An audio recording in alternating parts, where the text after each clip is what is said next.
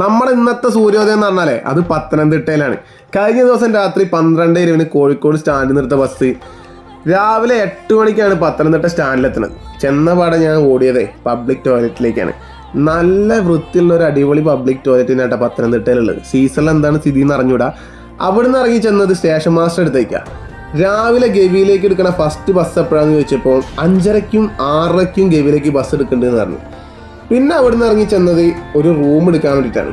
Budget friendly എന്ന് തോന്നിക്കുന്ന ഒരു സ്ഥലത്ത് കയറി ഒരു റൂമായിട്ട് സെറ്റാക്കി. 1000 രൂപയ്ക്ക് ബാൽക്കണി തുറന്ന പത്തനംതിട്ട സ്റ്റാൻഡ് കാണുന്ന ഒരു റൂം തന്നെയാണ് സെറ്റാക്കിയത്. രാവിലെ പോകാൻ കുറച്ച് എളുപ്പമുണ്ടാവുക. അവിടെ നിന്നൊന്ന് കുളിച്ച് ഫ്രഷായി നേരെ പുറത്തിറങ്ങി.